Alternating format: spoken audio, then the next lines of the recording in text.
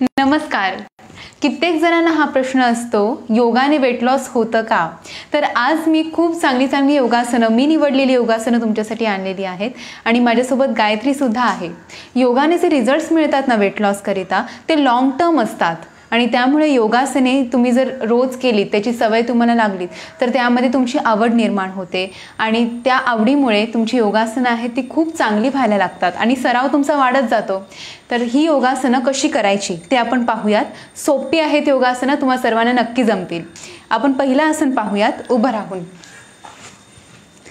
पोट कमी करण्यासाठी पहिले हळूहळू पोटावरती स्ट्रेचेस, पोटावरती दाब आणि वजन येणारी योगासने आपण पहिले निवडायची. तर त्यातलं एक पहिलं योगासन आपण पाहतोय कोणासन. कोणासन अत्यंत सोपं आसन आहे, कारण हे आपण उभ्या उभ्या एक हात वरती घेऊन एका बाजूला बेंड करायचं आहे.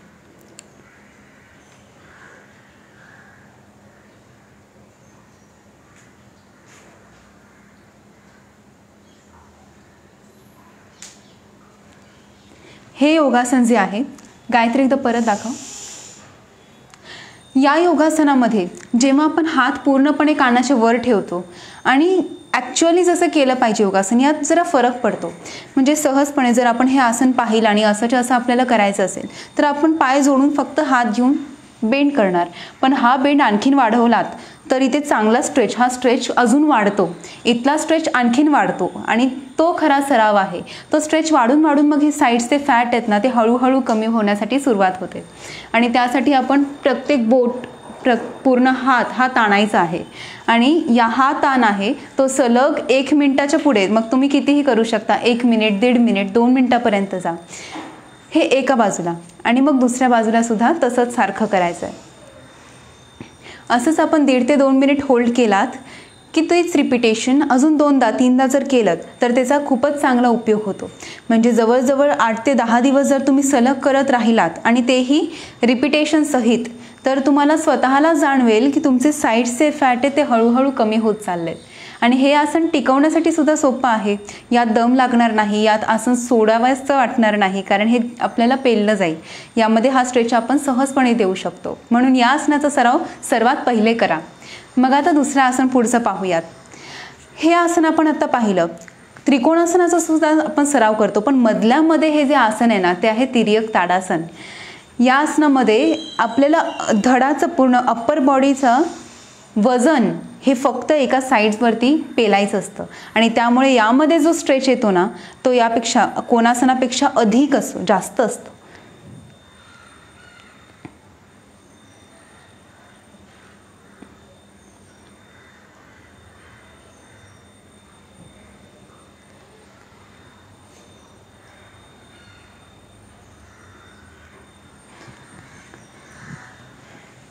या तिर्यक ताडासनामध्ये सुद्धा आपण बाजूने बघूयात. साईडने जेव्हा हा बेंड करते ना मी, हा बेंड एक सरळ रेषेत आहे. म्हणजे माझी कंबर, माझे पाय पूर्ण एका रेषेत बेंड आहे. पण त्यामध्ये जर मी पुढे वाकले तर हा स्ट्रेच आहे तो निघून जाईल. तर पुढे न वाकता आपल्याला पूर्ण साईड बेंडिंग यामध्ये करायची आहे. ही साईड बेंडिंग करून हात सरळ ठेवून आपण इथे स्ट्रेच आहे तो अजून वाढवू शकतो. म्हणून कोणासनानंतर या आसनाचा सराव करायचा. हे आसन तसं होल्ड करण्यासाठी जरासं कठीण जाऊ शकतं, कारण यात आपल्याला अप्पर बॉडीचं पूर्ण वजन पेलायचं आहे. म्हणून आपण पहिले 30 सेकंदांपासून हा सराव करू शकतो. 30 सेकंदांचा हा सराव जवळजवळ 4 ते 5 वेळा करायचा, प्रत्येक बाजूला, उजवीकडे आणि डावीकडे.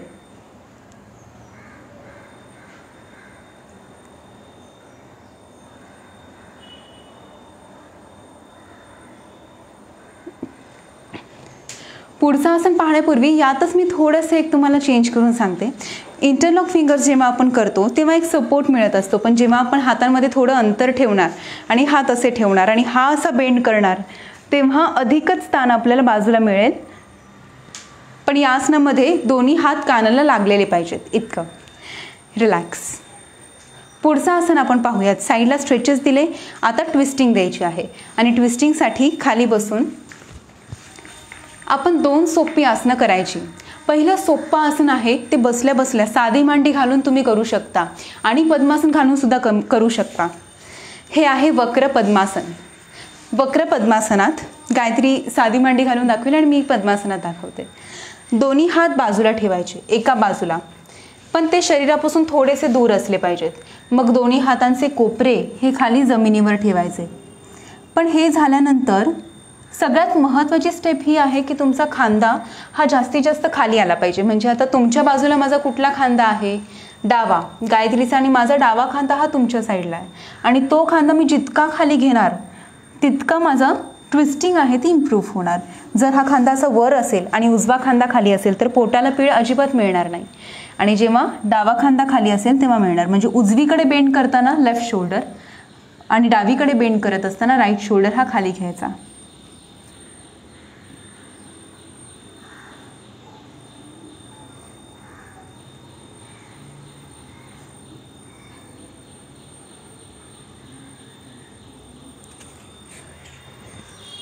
असंच आपण दुसऱ्या बाजूला सुद्धा करायचं आहे.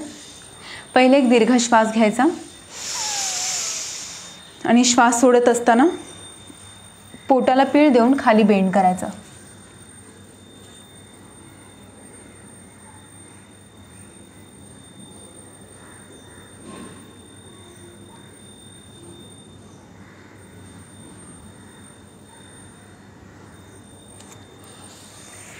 हे आहे वक्र पद्मासन. या आसनामध्ये बरेच जण ही मांडी उचलतात आणि त्यामुळे जो पीळ आहे तो प्रॉपर बसत नाही. त्यामुळे तुम्ही ही मांडी जी आहे ती अजिबात वरती उचलायची नाही अशी. आणि असं आसन केलं तर मग ते चुकीचं ठरणार आहे. आणि बऱ्याच जणांना असं वाटतं की आपण पूर्ण पोझिशन करतो त्यामुळे ती अंतिम स्थिती आसनाची तिथपर्यंत जोपर्यंत आपण जात नाही तोपर्यंत. म्हणजे जर असं ऑब्झर्वेशन असेल की डोकं खाली घ्यायचंय तर त्यावेळेस पाय जास्तीत जास्त वरती उचलला जातो. तर तसं होता कामा नये. डोकं एक वेळेस वरती राहिलं आणि फक्त पोटाला ट्विस्ट मिळाला तरी चालेल. कारण आमच्यासाठी सहज सोपं जात आहे. पण जे बिगिनर्स असतात त्यांची बॅक स्टिफ असते, नाही जातं येत जास्त खाली, तर त्यावेळेस त्यांनी ट्विस्ट केला ना तरी तो खूपच उपयोगी असतो. तो पण फायदेशीर ठरतो त्यावेळेस पोटाला पीळ बसल्यानंतर. आणि म्हणून हे आसन एक 2 ते 3 मिनिट आपण करायचं. तर पुढचं आसन आता आपण पाहूयात. हे ट्विस्टिंगमध्येच आहे. ते आहे वक्रासन. वक्रासन आणि वक्रासन जर जमत असेल तर त्याच्या पुढे कसं करायचं अर्धमत्स्येंद्रासन ते सुद्धा आपण यामध्ये घेऊयात.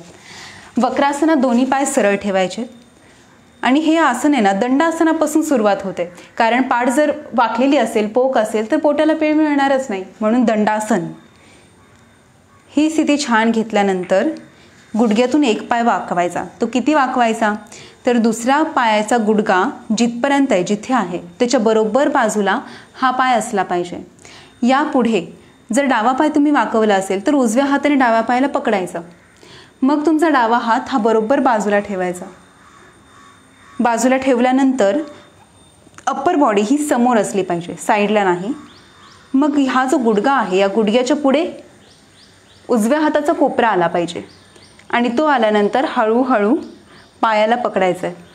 आता आपण सर्वात महत्त्वाच्या पायरीवर आहोत. पायाला पकडलेलं आहे, संपूर्ण आसन पण केलेलं आहे. पण हे आसन केव्हा आपल्यासाठी बेनिफिशियल असणार जेव्हा आपण पोटातून ट्विस्ट देणार आहोत. तर हा ट्विस्ट पहा.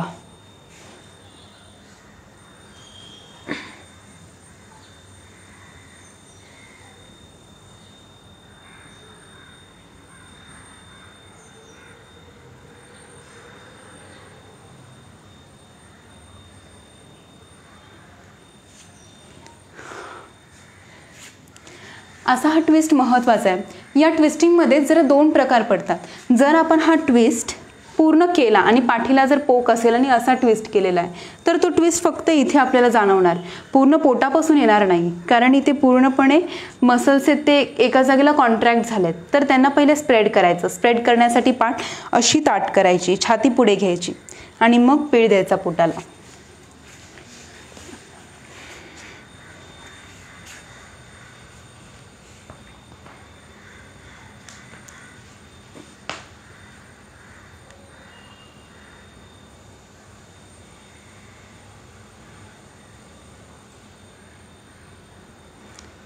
आता यामध्येच पुढे अर्धमत्स्येंद्रासन म्हणजे ज्यांना पायाला पकडता येत आहे त्यांनी अर्धमत्स्येंद्रासन करायचं. म्हणजेच एक पाय असा गुडघ्यातून वाकवायचा. तो वाकवल्यानंतर दुसरा पाय बरोबर गुडघ्याच्या मागे ठेवायचा आणि तो मागे ठेवल्यानंतर त्याच्या ऑपोजिट हँड म्हणजे हा हात त्याच्या पुढे येणार, पायाच्या पुढे येणार. ही योगासने अशी आहेत की वजन कमी करण्यासकट जे छोटे मोठे त्रास असतात, डायजेशनचे त्रास आहेत, डायबिटीसचा त्रास आहे, PCOD प्रॉब्लेम, तसंच हर्निया, ब्लड प्रेशर या सर्व त्रासांवरती ही योगासनं फार महत्त्वाची ठरतात. आता हे आसनच पहा, यामध्ये जेव्हा आपण पोटाला पीळ मिळतो तेव्हा सहजपणे पॅनक्रियाजला सुद्धा पीळ मिळतो आणि तोच पीळ मिळत असताना पोटसुद्धा कमी होण्यास मदत होते.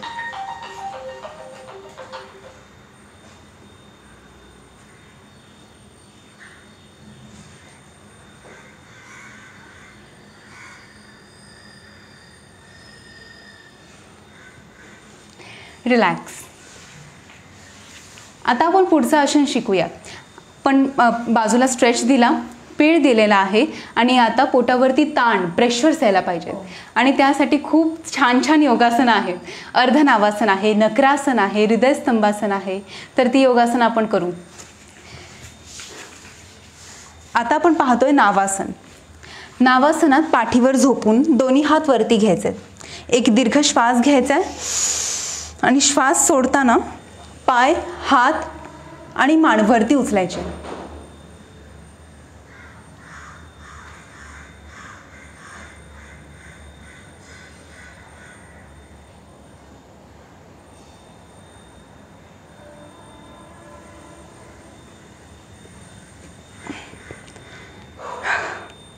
हे आसन असं आहे की यामध्ये जेव्हा आपण लिफ्ट करतो तेव्हा सुरुवातीचे 3 ते 4 सेकंद आपण हे आसन करू शकतो, पण त्याच्या पुढे जेव्हा पोटावरती ताण येत जातात ते ताण जेवढा वेळ तुम्ही थांबणार तेवढे वाढत जाणार आहेत आणि जेव्हा हे ताण वाढतात तेव्हा खरे फॅट्स बर्न होऊन ॲबडॉमिनल मसल्स टोन होण्यासाठी हे आसन उपयोगी ठरतं. म्हणजेच यात काय महत्त्वाचं आहे, या आसनात जास्तीत जास्त वेळ थांबणं महत्त्वाचं आहे. पण ते थांबणं तेव्हापर्यंत जमणार नाही जोपर्यंत पोटाचे स्नायू रोज व्यायाम करून बळकट बनणार नाहीत आणि ही बळकटी आपल्याला फक्त व्यायामामुळेच येणार आहे. मग सराव महत्त्वाचा आहे. यासाठी मग तुम्ही काय करायचं, याचे रिपिटेशन करायचे. 6 ते 8 वेळा रिपीट करून हेच आसन पुन्हा पुन्हा पुन्हा पुन्हा करून त्याचा सराव वाढवायचा. आणि मग कसं होणार, जास्त वेळ म्हणजे 1 मिनिट थांबण्याच्या ऐवजी दरवेळेस आपण 10-10 सेकंद थांबलो तरीसुद्धा 6 रिपिटेशनमध्ये 1 मिनिट बरोबर आपण होल्ड करत असतो. म्हणून रिपिटेशन करायचं आणि मग ड्युरेशन वाढवायचं. प्रेग्नन्सीनंतर जेव्हा पोट राहतं महिलांचं तेव्हा ते ॲबडॉमिनल मसल्स स्प्लिट झालेले असतात आणि फर्स्ट प्रेग्नन्सीमध्ये परत ते एकत्र सुद्धा येतात, पण सेकंड थर्ड प्रेग्नन्सीच्या वेळेस पोट तसंच राहतं आणि बऱ्याच महिलांना असं वाटतं की ते फॅट्स आहेत, पण ते फॅट्स नसून ते ॲबडॉमिनल मसल्स असतात आपले, जे खूप लूज पडलेले असतात. कारण बाळाला त्याची ग्रोथ होण्यासाठी स्पेस हवी असते आणि त्यामुळे पोटात जागा होण्यासाठी ते ॲबडॉमिनल मसल्स स्प्लिट म्हणजे बाजूला सरकतात आणि लूज पडतात. मग त्यांना परत टोन करण्यासाठी ही आत्ता जी आपण योगासने पाहतोय ही पोटावरती ताण येणारी ती उपयोगी ठरतात. म्हणून हे नावासन आहे. नावासनात म्हणजे हे अर्धनावासन पाहिलं आपण, परिपूर्ण नावासन सुद्धा आहे ज्यामध्ये आपण दोन्ही पाय सरळ ठेवायचे, दोन्ही हात वरती घ्यायचे,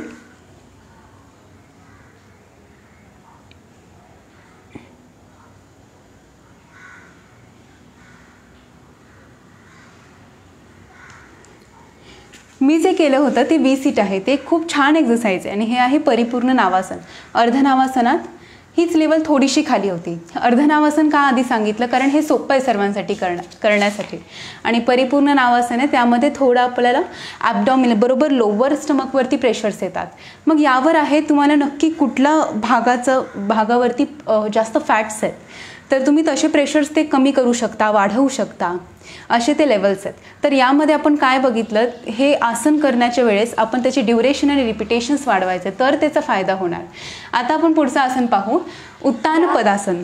एकच मिनिट, या आसनामध्ये म्हणजे बऱ्याच जण महिलांना वरती उठता येत नाही, तर त्यांनी सोपी पद्धत आम्ही त्यांना सांगतो ती म्हणजे असे तुम्ही खाली जाऊ शकता, बसून खाली जा.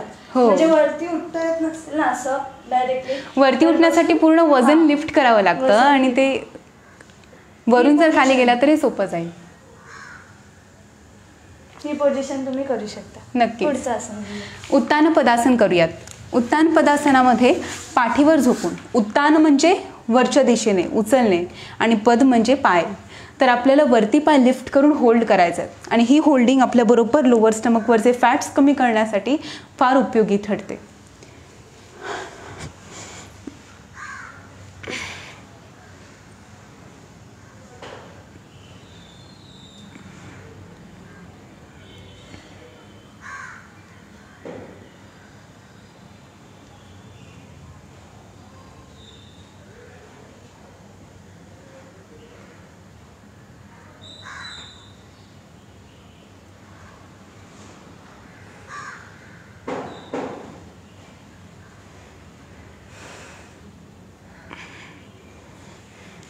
आता हे आसन आहे, असंच्या असं जेव्हा करायचा आपण प्रयत्न करणार तेव्हा एक 2 प्रकारे हे आसन आपण करतो. काही जण आहेत ती थोडीशी बॅक उचलतात, पण त्यावेळेस काय होतं, परत पूर्ण घे, पूर्ण आसन कर, इथपर्यंत आपण आणायचे. पण हे केल्यानंतर जर आपण ना थोडीशी पाठ अशी उचलली, बघा आता गायत्रीने उचलून दाखवली आहे, तर ते पूर्ण प्रेशर आहे ना तो आपल्या मांड्यांवरती येणार आहे, ते थाईसच्या हा अप्पर पार्ट्सवरती. पण हे जर पूर्ण फ्लॅट ठेवली बॅक, म्हणजे चिकटवून ठेवली योगा मॅटला, फ्लोअरला, तर पूर्णपणे पोटावरती ताण येणार. म्हणून आपण यामध्ये हे आसन कसं करायचं आहे, बॅक पूर्ण फ्लॅट असली पाहिजे आणि त्यामध्ये तुम्ही 45 डिग्रीजवरती होल्ड करायचं आहे. उत्तान पदासन आहे हे असं, पण यामध्ये थोडंसं आपण पुढे व्हेरिएशन करून प्रॅक्टिसने पुढे जाऊ शकतो. लेवल्स चेंज करत राहायच्या. एकदा 45 डिग्री, परत 60 डिग्रीची प्रॅक्टिस करू शकतो. 30 डिग्री म्हणजे यामध्ये जास्तच प्रेशर, कहरच. तर हा प्रेशर आहे तो आपण 10, 15 सेकंड्स, 20 सेकंड्सपर्यंत वाढवायचा. आणि हे सुद्धा अर्धनावासनाप्रमाणेच. या आसनात बळकटी लागते पोटाला भरपूर, आणि त्यामुळे आपण सराव करून हे वाढवायचे, त्याची ड्युरेशन वाढवायची. मी असे काही जणी पाहिलेले आहेत आपल्या योग वर्गांमध्ये की ज्या सुरुवातीला 10 सेकंड 15 सेकंड करतात, त्यांचा पहिला दिवस असतो तेव्हा, आणि जेव्हा 1 महिना 2 महिना त्यांचा रेग्युलर सराव होतो तेव्हा ते 1 ते 1.5 मिनिट या आसनामध्ये थांबू शकतात. तर ही बळकटी सरावामधून वाढत जाते, हे प्रशिक्षकाला सुद्धा दिसतं आणि त्या साधकाला सुद्धा अनुभवास येतं. तर त्यामुळे सराव महत्त्वाचा आहे. ठीक आहे, आत्ता आपण उत्तान पदासन पाहिलं. आता पुढचं आसन पाहूया, धनुरासन. पोटावरती प्रेशर्स दिले, आता पोटावर वजन. दोन्ही पाय गुडघ्यातून वाकवायचे, दोन्ही हातांनी पायाला पकडायचं आणि स्ट्रेच करायचं. गायत्रीची फ्लेक्झिबिलिटी इतकी छान आहे ना, तिची आसनं बघायला लागले तर आपण कंटिन्युअस बघत राहू शकतो हिच्याकडे. पूर्ण धनुरासन दाखव एकदा.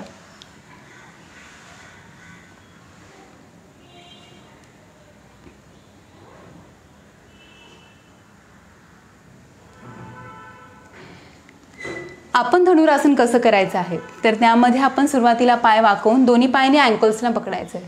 जर वरती बोटांना पकडलं तर जास्त कठीण जाईल स्ट्रेच करायला, तर पहिल्या अँकल्सला पकडून पायात थोडंसं अंतर घ्यायचं. अंतर कमी घेतलं तर मग ते आपल्या लोअर बॅकसाठी उत्तमच आहे, पण आपल्याला जास्त स्ट्रेच करायचं असेल तर थोडं अंतर घेऊन स्ट्रेच केलेलं उत्तम. स्ट्रेच करायचं. मग यामध्ये कसं, तर तुम्हाला दिसतंय यामध्ये मांड्यासुद्धा वर आहेत, छातीसुद्धा वर आहे, म्हणजे पूर्ण शरीराचं वजन कशावर येतं आहे, फक्त आणि फक्त पोटावर येत आहे. म्हणजे या एका आसनामुळे पोटातले सर्व त्रास हे दूर होणार. कारण जेव्हा वजन येतो पोटावरती तेव्हा तिथलं आजूबाजूचं रक्ताभिसरण फार सुधारतं, कारण त्या नसा मोकळ्या होतात, ज्या टणक झालेल्या सगळ्या शिरा आहेत त्या मोकळ्या होतात. रक्ताभिसरण सुधारल्यामुळे पेशींना नवजीवन प्राप्त होतं, त्यामुळे त्यामधलं सगळ्या त्रुटी असतील, सर्व काही डिसीज असतील ते सगळे हळूहळू कमी होत जातात.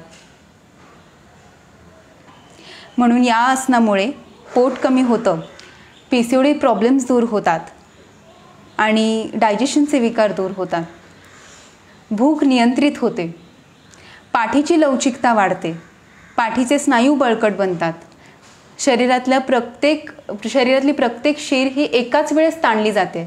हातसुद्धा ताणले जातात, पायसुद्धा, पाठसुद्धा, ॲब्डॉमिनल मसल्स, चेस्ट, घसा इथपासून हा ताण येतोय. म्हणजे हा एक ताण दिल्याने किती प्रकारे शरीराला रिलॅक्सेशन मिळतं. म्हणून या आसनाचा सराव एक करायचा. यामध्ये एक थोडी एक्सरसाइज पण आपण पाहूया. रोल्स करू शकतो यामध्ये आपण. पोट कमी करण्यासाठी आणि डायबिटीज ज्यांना असेल त्यांनी हा रोल नक्की करावा. एका वेळेस 200 ते 300 रोज आपण सहजपणे करू शकतो, पण प्रत्येक वेळेस तोंडाने श्वास सोडायचा. बास. ठीक आहे, चला आता आपण पुढचं आसन पाहूयात, नक्रासन. दोन्ही हात असे ठेवायचे, मग दोन्ही पाय सरळ करायचे. हात असे ठेवून, पाय सरळ ठेवून, श्वास सामान्य.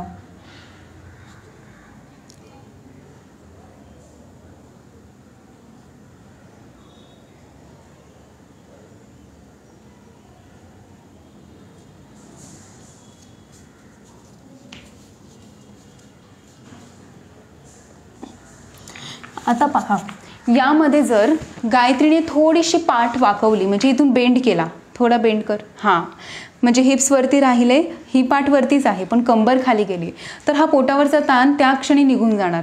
पण जेव्हा बॅक आपण फ्लॅट ठेवणार, पूर्णपणे फ्लॅट, तेव्हा पोटावरती हा योग्य ताण येतो आणि पोट कमी होण्यासाठी मदत होते. या नकरासनाचा सराव म्हणजे ज्यांच्या ॲब्डोमिनल मसल्सला बळकटी आहे ते 1 मिनिट, 1.5 मिनिट, 2 मिनिट सहजपणे करू शकतात. पण सुरुवातीला आपण 10-15 सेकंद, 20 सेकंदांपासून तरी सराव हा सुरू करावा आणि मग पुढे रिपिटेशन वाढवत जाऊ शकतो. आता आपण पाहणार आहोत हृदयस्तंभासन. पाठीवर झोपून दोन्ही हात वरती घेऊन दोन्ही हात, दोन्ही पाय आणि मान एका क्षणी एकाच वेळेस आपल्याला थोडे वरती घ्यायचे, पण याचे लेवल्स खूप कमी असणार, त्यामुळे पोटावरती जबरदस्त ताण येतो.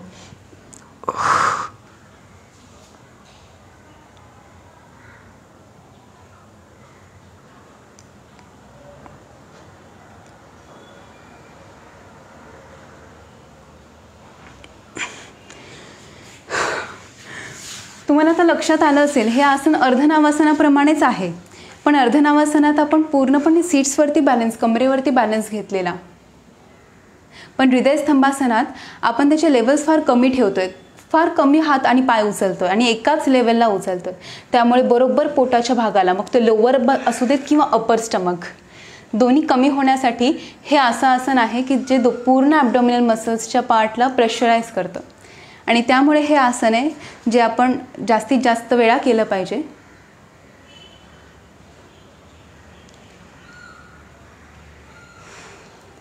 तसंच आणखीन एक योगासन, आता हे एक पोटावरती जबरदस्त ताण आणणारं योगासन पाहिलं, पण यानंतर एक ट्विस्टिंग अशी द्यायची की ज्यामुळे रिलॅक्सेशन पण मिळेल आणि ती ट्विस्टिंग पोट कमी करण्यासाठी उपयोगी पण असेल. अशी ट्विस्टिंग आहे जठर परिवर्तनासनाची. दोन्ही हात खांद्यांच्या रेषेत सरळ करायचे, मग श्वास सोडून दोन्ही पाय वरती 90 अंशावरती उचलायचे.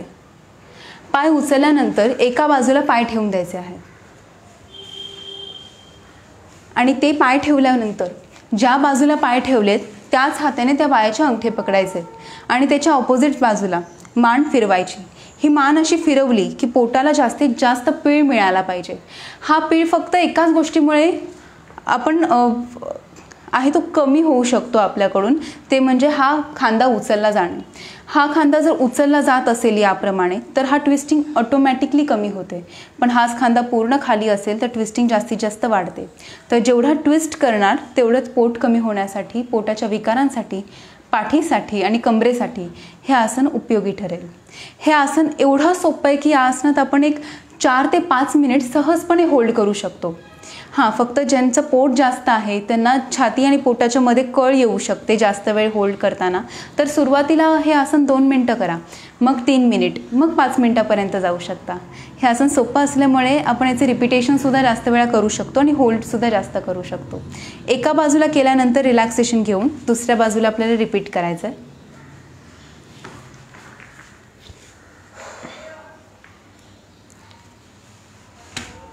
बऱ्याच जणींना खूप टेन्शन असतं हे वजन कसं कमी होणार, आणि एक ठराविक वय पुढे गेल्यानंतर तर ते टेन्शन वाढतं, कारण हार्मोनल इम्बॅलन्स, मेनोपॉजचा वेळ आणि त्यावेळेस पोट कमी करायचे, वजन कमी करायचं.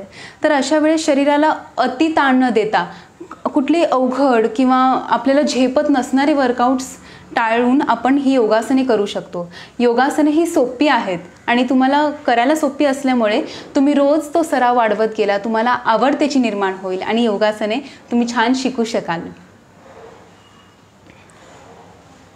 रिलॅक्स. तर ही मोजकी योगासने आहेत जी सर्वांसाठी फार उपयोगी ठरतील, कारण आजकालचं ही जनरेशन आहे की ज्या वेळेस म्हणजे फास्ट फूड आणि आहारावरती तसं नियंत्रण नसतं आणि त्या नियंत्रण थोडं थोडं आपण आणायचं. ते सोपं पण आहे, म्हणजे घरातल्या घरात आपण काही चेंजेस करू शकतो. मिठाचं प्रमाण थोडं कमी करू शकतो, कारण मिठाचंच प्रमाण जवळपास 4 ते 5 किलो आपल्या शरीरामध्ये भरतं. मग आपण मीठ थोडंसं कमी करू शकतो, तेलकट पदार्थ कमी करायचे आणि जेवणाच्या वेळा योग्य असल्या पाहिजेत. आहारावर नियंत्रण आणायचं, ते आपल्यालाच कळणार की आपण किती त्याचं नियंत्रण आणलं पाहिजे. आणि पोटाचे 4 भाग करा. 2 भाग अन्नाने भरा, 1 भाग पाण्याने भरायचा, 1 भाग हवेसाठी ठेवायचा. एकदम ढेकर येईपर्यंत तृप्त असं जेवायचं नाही, हलकं ठेवायचं पोट, अगदी आहार एकदम हलका असला पाहिजे. तर आज आपण ही छान छान योगासनं शिकलेलं आहोत, तर ती सगळ्यांनी घरी घर बसल्या एकदम सहज करू शकता. हा व्हिडिओ तुम्ही परत पाहून ती सगळी आसनं रोज तुम्ही रेग्युलर सराव ठेवा. चला आपण आता परत भेटूया. Thank you so much.